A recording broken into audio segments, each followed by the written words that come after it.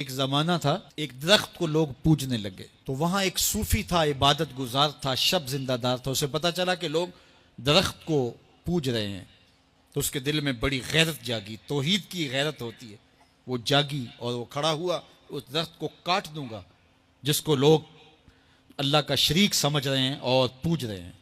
ہاتھ میں کلہاڑا پکڑا اور اس درخت کو کاٹنے کے لیے نکلا. راستے کے اندر شیطان کھڑا تھا. اس نے کہا میں تو نہیں جانے دوں گا. اور شیطان نے راستہ روکا. اس نے پٹک کے شیطان کو زمین پہ مارا اور اس کی چھاتی پہ بیٹھ گیا. شیطان بہت مکار ہے اور وہ ہر ایک کو ایک طریقے سے نہیں لوٹتا. اس کے بڑے مکر و فریب اور دجل و تلبیسات ہیں.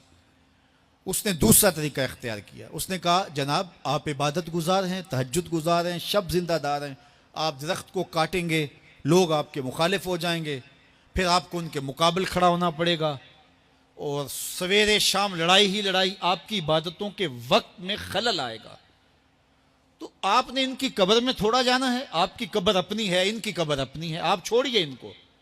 اور ساتھ ہی کہا کہ جب آپ مصلی اٹھایا کریں گے تو نیچے سے ایک درہم مل جایا کرے گا آپ کو، تو آپ اس سے اپنے کھانے پینے کا انتظام کر لیا کریں گے اور آپ فارغ البال بھی ہو جائیں گے.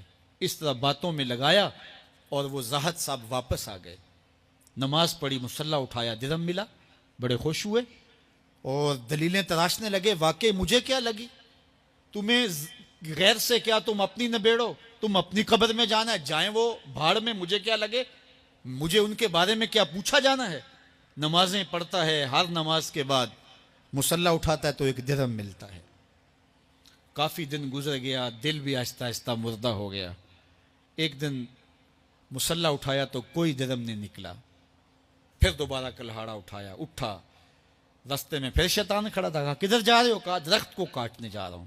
شیطان نے کہا میں تو نہیں جانے دوں گا. اس کو تجربہ تھا کہ میں اس کو پٹک کے زمین پہ مارا تھا، یہ میرے سے طاقتور تو ہے ہی نہیں. اس نے پھر گریبان سے پکڑ لیا. شیطان نے پٹک کے زمین پہ مارا اور چھاتی پہ بیٹھ گیا. وہ زاہد صاحب پریشان ہو گئے، شیطان کو کہنے لگے کہ یہ کیسے ہوا، میرا تو تجربہ ماضی کا یہ تھا کہ میں طاقتور ہوں، تم کمزور ہو، لیکن اب تم نے پٹک کے مجھے زمین پہ مارا. تو کہا صاحب اس دن تم اللہ کی رضا کے لیے جا رہے تھے، آج تم درہم کے لیے جا رہے ہو.